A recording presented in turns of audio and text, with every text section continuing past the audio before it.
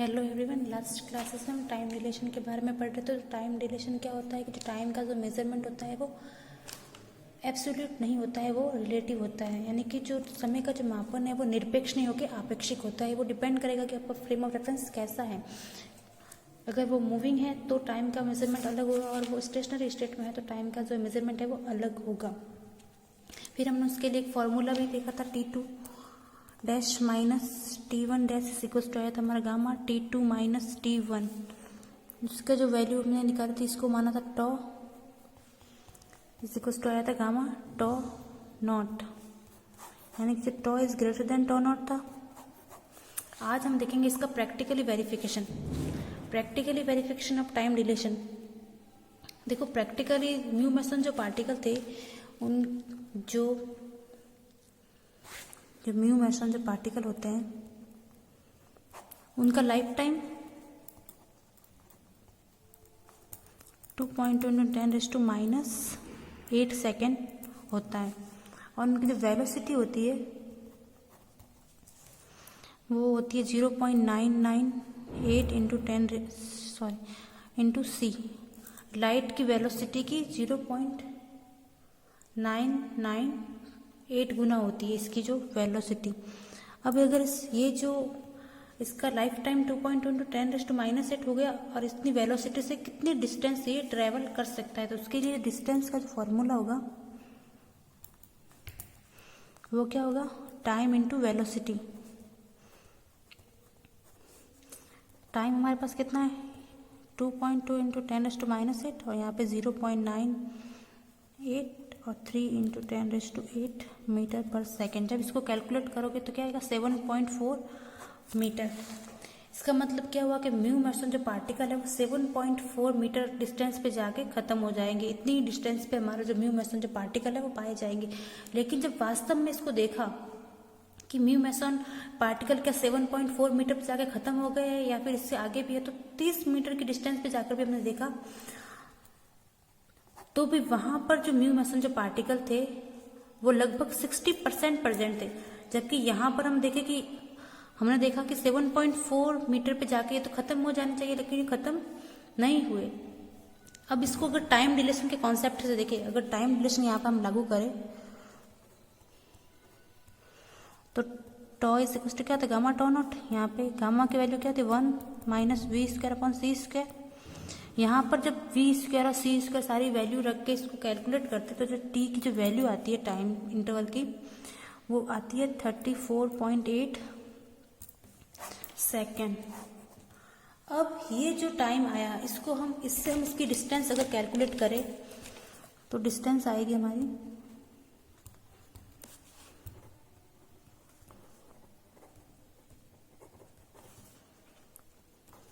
34 into 8 और यहाँ पर 0.998c, ये आएगा लगभग 10.3 किलोमीटर।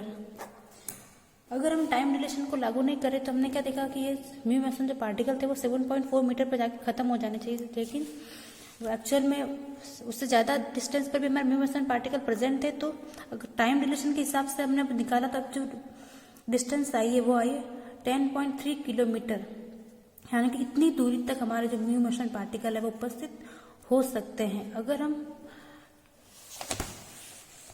अगर हमने टाइम डिलेशन को नेग्लेक्ट कर देते हैं तो जो पृथ्वी पर जो कोई भी लेबोरेटरी है, हमारी जो कोई भी प्रयोगशाला है, उसमें म्यू मेसन का अस्तित्व होता ही नहीं। वो म्यू मेसन पार्टिकल के बारे में पता लगा ही नहीं सकते थे। इसलिए यहाँ पे टाइम डायलेशन हमारा लागू होता है। दूसरी चीज की जिस भी पार्टिकल की वेलोसिटी अगर लाइट की वेलोसिटी के बराबर होगी तो वहां पर टाइम डायलेशन जो है वो लागू होगा। कैसे, देखिए यहाँ पे जैसे टॉ इज इक्वल टू होता है 1, यहाँ पर अगर v is equal to c रखे, यानी कि जो पार्टिकल की वेलोसिटी लाइट की वेलोसिटी के बराबर है, तो टॉ की वैल्यू क्या आएगी 1 माइनस 1 टॉ नॉट, यानी कि tau is equal to infinity. Time जो होगा वो इन्फिनिटी हो जाएगा, यानी कि घड़ियां है वो काम करना बंद कर देगी। टाइम का जो मेजरमेंट होगा वो इन्फिनिटी हो जाएगा। तो यही बात है कि जिस पार्टिकल की वेलोसिटी लाइट की वेलोसिटी के बराबर होगी तो वहां पर टाइम डिलेशन लागू होगा। नेक्स्ट जो हमारा है टॉपिक वो है लेंथ कॉन्ट्रैक्शन।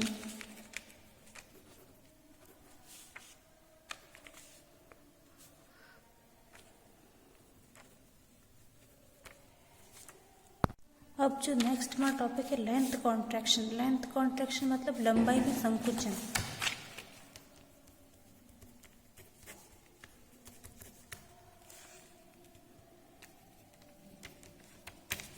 लंबाई में संकुचन कैसे देखिए, जैसे कोई फ्रेम ऑफ रेफरेंस है, इसको मान लेते हैं एस फ्रेम ऑफ रेफरेंस। यहाँ पे कोई एक रॉड है एल लेंथ की, इसकी लेंथ है एल, और एक फ्रेम ऑफ रेफरेंस है हमारा एस डैश, जिसमें जो रॉड रखी हुई है उसकी लेंथ है एल नॉट। यहाँ पे जो इस फ्रेम ऑफ रेफरेंस में ये जो रॉड है वो वी वेलोसिटी से मूव कर रही है, और एक दूसरा फ्रेम ऑफ रेफरेंस हमने कंसिडर किया है वो है एस डैश, जो इस फ्रेम ऑफ रेफरेंस के रिस्पेक्ट में वी वेलोसिटी से मूव कर रहा है। तो यहाँ पे जो इसकी जो लेंथ होगी वो हमें कम दिखाई देगी। लेंथ कॉन्ट्रैक्शन यानी कि लंबाई में संकुचन। जैसे यहाँ पे अगर इस शेप का, अगर स्क्वायर शेप में अगर कोई चीज होगी तो हमें इस फ्रेम ऑफ रेफरेंस से जब इसकी लेंथ को मेजर करेंगे तो हमें क्या दिखाई देगी, ये जो साइड है हमें वो छोटी दिखाई देगी इस तरीके से कुछ, यानी कि जो स्क्वायर होगा वो हमें क्या दिखाई देगा, रेक्टेंगुलर दिखाई देगा। ये जो भुजा होगी वो छोटी हो जाएगी हमारी, तो ये रेक्टेंगुलर हो गया। और ऐसे कैसे अगर सर्कल होगा तो हमें सर्कल दिखेगा ही नहीं, ये जो साइड जो राउंड है ये हमें ऐसे ना दिखे, सीधी दिखेगी। यानी ये क्या बता रहा है, हमें लंबाई में संकुचन को बता रहा है। जैसे इसकी अगर लेंथ माने हम, यहाँ पे ये एक्स डायरेक्शन है और ये एक्स डैश है, यहाँ पर हो गया x1 और इधर हो गया x2, और ये हो गया x1 dash x2 dash. Lorentz जो ट्रांसफॉर्मेशन इक्वेशन थी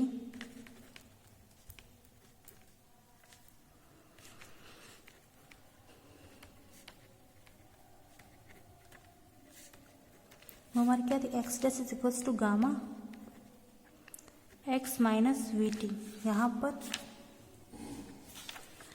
अगर x2 डैश की वैल्यू रखे तो क्या हो जाएगी, gamma x2 minus we T, और ऐसे कैसे x1 डैश की रखेंगे तो हो जाएगी gamma x1 minus we T. तो x2 dash minus x1 dash अगर हम करें तो किसके इक्वल, एल नॉट के। यहाँ पे हो जाएगा gamma x2 minus we T और minus gamma x1 minus we T. यहाँ से V T cancel, V T से ये जो वी टी है वो कैंसिल हो जाएगा, तो यहाँ पे वैल्यू आएगी हमारे पास L naught is equals to x2 dash minus x1 dash is equals to gamma x2 minus x1। L naught is equals to क्या आ जाएगा, गामा एल, यानी कि ये जो लंबाई में जो डिक्रीमेंट में दिखाई देगा वो 1 गामा के रेशियो में दिखाई देगा। यही होता है हमारा लेंथ कॉन्ट्रैक्शन। इसका जो एग्जांपल वो स्क्वायर वाला लिखे तो यहाँ पर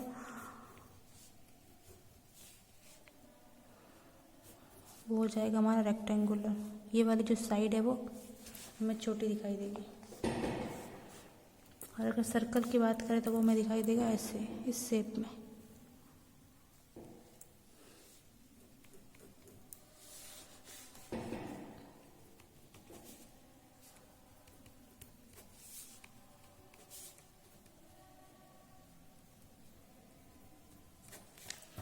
इसको अगर नॉर्मल एग्जांपल से देखें तो अगर देखो जैसे कि हम बाइक पे जा रहे हैं, उसकी जो स्पीड है वो लगभग अगर नॉर्मल स्पीड में है हमारी बाइक, और हमारे जो पास में अगर कोई ट्रक, अगर कोई यहाँ पर हमारी बाइक जा रही है, इधर कोई ट्रक है, तो अब यहाँ से हम देखें अगर इसकी लंबाई तो हमें बराबर ही दिखेगी।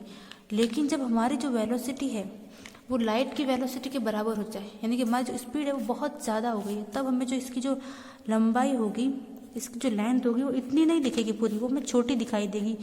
बस यही हमारा होता है लेंथ कॉन्ट्रैक्शन की। जो एक्चुअल जो लेंथ होती है, जो एक्चुअल जो उसकी जो लंबाई होती है वो हमें उतनी ना दिख के वो छोटी दिखाई देती है। यानी कि लंबाई में उसका लंबाई क्या हो जाती है हमारी, कम हो जाती है। यही होता है हमारा लेंथ कॉन्ट्रैक्शन। अब जो हमारा नेक्स्ट टॉपिक है वो है मास ऑफ मूविंग पार्टिकल, गतिशील कण का द्रव्यमान। जैसे द्रव्यमान, जैसे कि रेस्ट में अगर किसी पार्टिकल का जो वो मास था वो जैसे m नॉट था और मूव कर रहा था, तब उसका जो मास है वो m है। तो उस m नॉट और m में क्या रिलेशन है वो हमें निकालना है कि जो वैसे तो मास है वो चेंज तो होता नहीं है। अब हम गति कर रहे हैं या फिर रेस्ट में बैठे हैं तो मास तो हमारा चेंज होता नहीं, लेकिन हमें ऐसा फील होता है कि मास से वो ज़्यादा हो रहा है या कम हो रहा है। अगर ऐसे लिफ्ट में देखें तो लिफ्ट में ऐसा हमें फील होता है ना कि हमारा जो वेट है वो बढ़ रहा है या फिर कम हो रहा है। वैसे वो वाली बात है कि यहाँ पे जो पार्टिकल मूव कर रहा होगा, उस पार्टिकल जो मूव कर रहा है उसका जो मास है और उसका जो रेस्ट मास है उसमें क्या रिलेशन है। तो जैसे मान लेते हैं यहाँ पे दो फ्रेम ऑफ रेफरेंस हमारे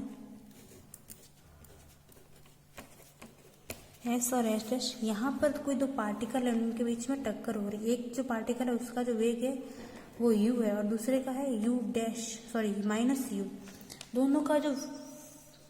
दोनों की जो वेलोसिटी है वो अपोजिट है, एक की u है और एक की माइनस u, और ये दोनों टक्कर कर रहे हैं। तो तथा दोनों का जो मास है वो है m।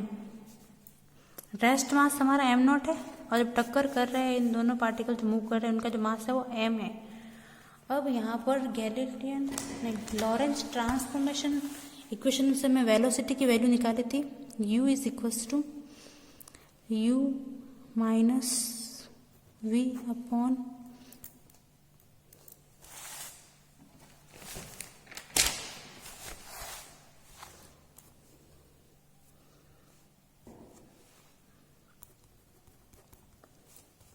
ये वैल्यू निकाली थी। U x is equals to हमने क्या लिखा था, u x dash plus v upon 1 plus u x dash v upon सी स्क्वायर। इससे ये वाली वैल्यू लिखी हमने। यहाँ पर अब एस डैश जो फ्रेम ऑफ रेफरेंस था, ये जो यू एक्स डैश क्या होता है, एस डैश जो फ्रेम ऑफ रेफरेंस है उसमें वेलोसिटी, तो यहाँ पर हमने क्या मानी है, यू मानी है, तो इसलिए यहाँ पे यू प्लस ये u1 हो जाएगा। एस जो फ्रेम ऑफ रेफरेंस है, यहाँ पर जो ये वेलोसिटी है वो u1 हो जाएगी। यहाँ पर u प्लस v वेलोसिटी कौन सी, जिस वेलोसिटी से जो फ्रेम ऑफ रेफरेंस है इस फ्रेम ऑफ रेफरेंस के रिस्पेक्ट में मूव कर रहा है वो v वेलोसिटी है। अब यहाँ पे दूसरे पार्टिकल की बात करें तो u2 क्या हो जाएगा, minus u plus v upon 1 minus uv upon सी स्क्वायर। दूसरे पार्टिकल की वेलोसिटी क्या थी, माइनस u, तो यहाँ पर वैल्यू रखते हैं हमने minus u plus v 1 minus uv upon सी स्क्वायर। अब मोमेंटम कंजर्वेशन लॉ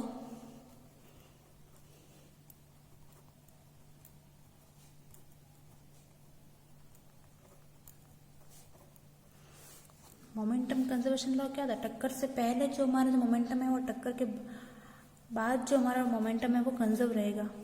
टक्कर के पहले संवेग और टक्कर के बाद जो संवेग है वो इक्वल है। तो यहाँ पे हो जाएगा m1 u1 m2 u2 is equals to m1 m2, और यहाँ पर अब हम मान लेते वेलोसिटी टक्कर के बाद इनकी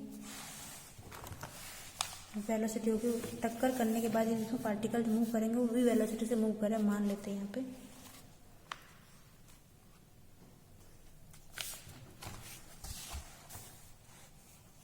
तो यहाँ पर u1 और u2 की वैल्यू पुट करेंगे इससे, तो m1 u plus v 1 plus uv upon सी स्क्वायर, यहाँ पे हो जाएगा m2 minus u plus v 1 minus uv upon C square is equals to m1 plus m2v। अब यहाँ पर m वाले टर्म को एक साइड कर लेते हैं, m2 वाले टर्म को एक साइड कर लेते हैं।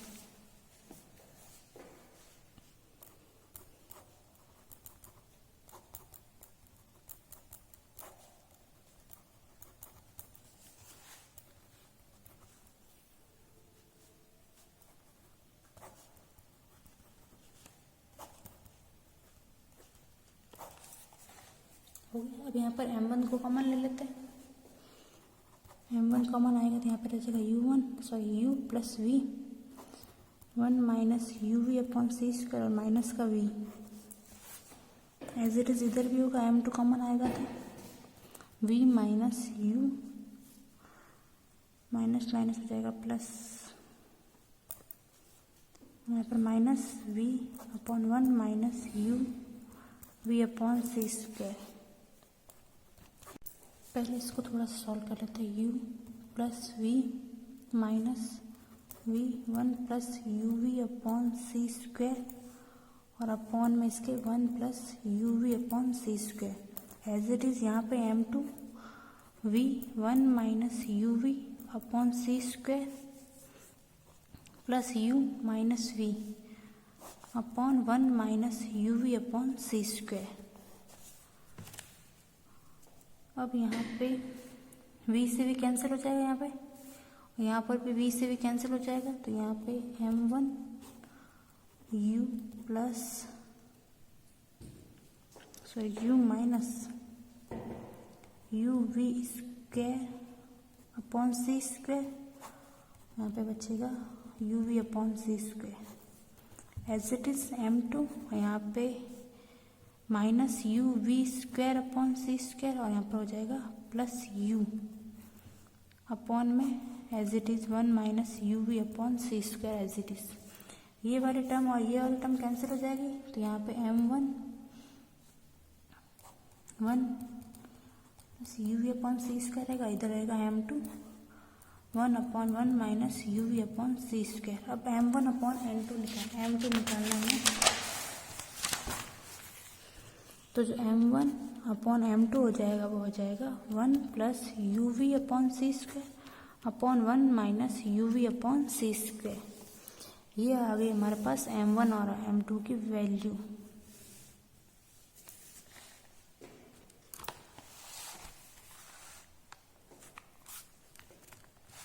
अब हम क्या कर लेते हैं कि जो इसको दे देते हैं इक्वेशन नंबर फर्स्ट, यहाँ पर 1 माइनस यू 1 स्क्वायर अपॉन सी स्क्वायर को अलग से सॉल्व करते हैं।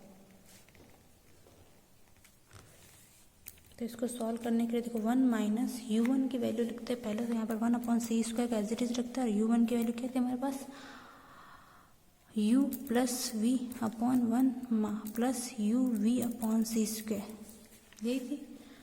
इसका पूरे का u1 का स्क्वायर है तो यहाँ पूरे का स्क्वायर हो जाएगा। अब इसको सॉल्व करना है हमें।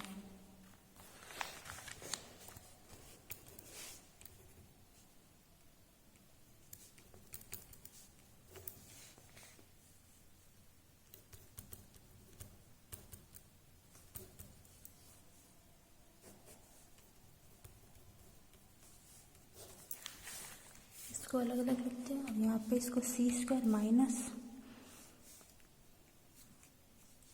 सी स्क्वायर और इसको एलसीएम लेंगे तो यहाँ पे क्या हो जाएगा C square 1 plus you we upon C square minus 1, यहाँ पे रह जाएगा U square plus V square plus 2 you we upon में आ जाएगा यहाँ पे C square 1 plus you we upon C square का होल स्क्वायर। अब इसको सॉल्व करते आगे, तो यहाँ पे रह जाएगा C square plus you we minus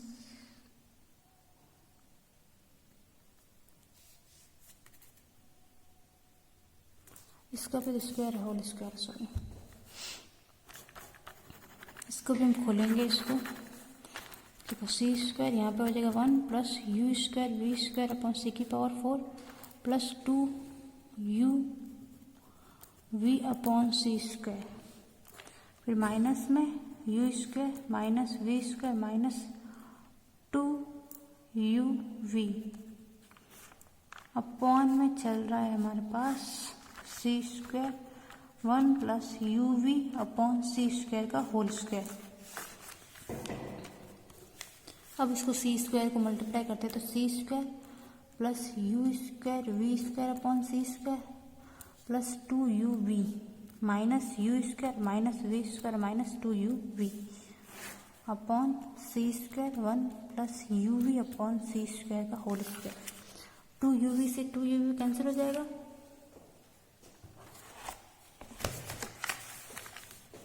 तो हमारे पास इक्वेशन रहेगी C square plus U square V square, और यहाँ पे हो जाएगा माइनस यू स्क्वायर और माइनस वी स्क्वायर अपॉन में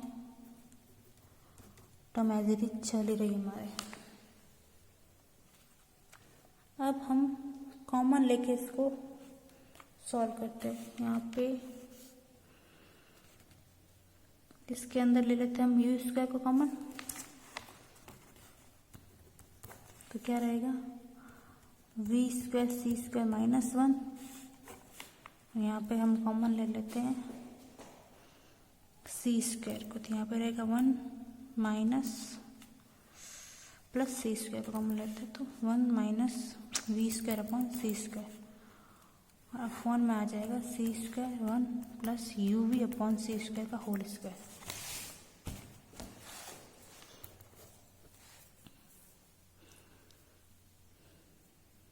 यहाँ पे सी स्क्वायर और यहाँ पर 1 minus we square upon C square as it is चल रहा था, यहाँ पर माइनस कॉमन ले लेते हैं, तो यहाँ पे हो जाएगा 1 minus we square upon C square upon C square 1 plus you we upon C square का whole square.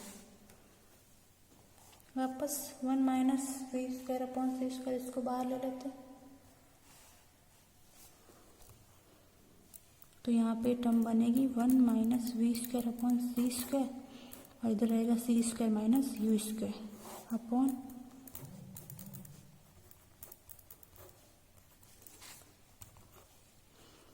As it is. वापस यहाँ पे सी स्क्वायर को बाहर ले लेंगे, तो यहाँ पे 1 minus we square upon C square 1 minus you square upon C square, और अपॉन में आ जाएगा 1 plus you we upon C square का होल स्क्वायर।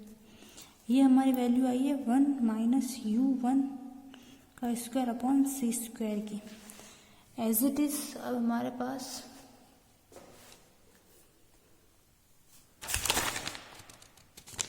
u2 की निकालनी है ना, 1 माइनस u2 का स्क्वायर अपॉन सी स्क्वायर, तो वो क्या आएगी 1 minus we square c square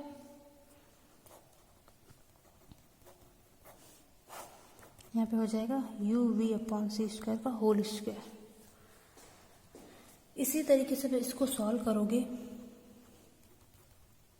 जैसे हमने 1 माइनस यू 1 का स्क्वायर अपॉन सी स्क्वायर को सॉल्व किया, वैसे उससे 1 माइनस यू 2 अपॉन सी स्क्वायर को सॉल्व करोगे तो ये वाली वैल्यू आएगी हमारे पास।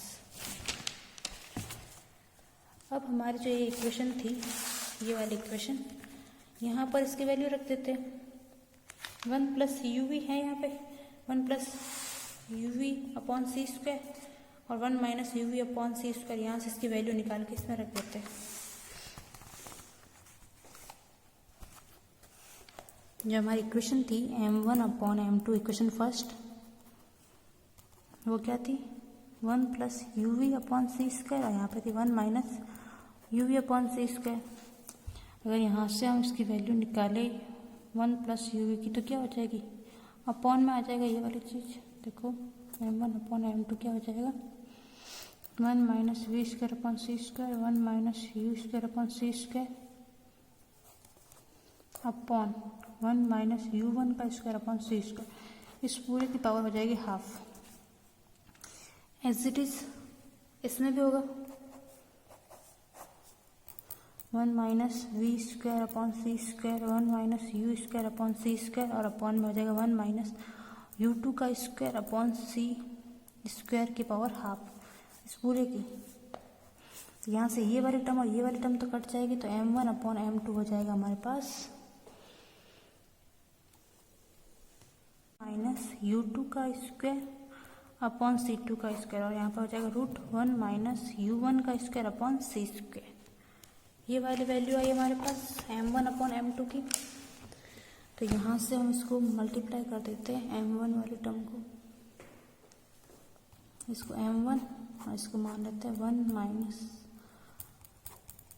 और एज इट इज यहाँ पे हो जाएगा m2 1 माइनस u2 अपॉन सी स्क्वायर। ये जो टर्म आ रही है इसको हम एम नॉट के इक्वल मान लेते हैं कि ये जो वैल्यू है वो एम नॉट के इक्वल है। m1 √1 minus v u1 square upon C square is equals to m naught, और ये वाली वैल्यू है वो भी एम नॉट के इक्वल है। तब अब यहाँ से हम जब a is equals to B is equals to C है तो a is equals to C होगा और b is equals to C होगा।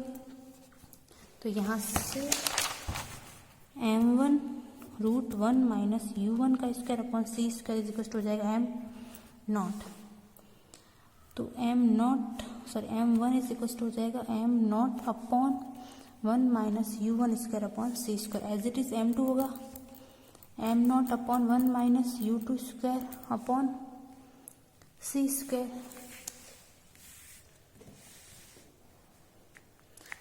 ये जो वैल्यू होगी 1 माइनस u1 स्क्वायर अपॉन सी स्क्वायर, ये किसके इक्वल, गामा के इक्वल है, गामा एम नॉट, और ये भी हो जाएगा गामा एम नॉट। यानी कि जो मूविंग पार्टिकल था उसका मास और जो रेस्ट मास था उसमें क्या रिलेशन आया, m1 is equal to gamma m naught. और हमने क्या माना था कि दोनों का जो मास है वो इक्वल है, तो यहाँ पे m इज इक्वल टू आ जाएगा गामा एम नॉट। यही होता है मास ऑफ मूविंग पार्टिकल।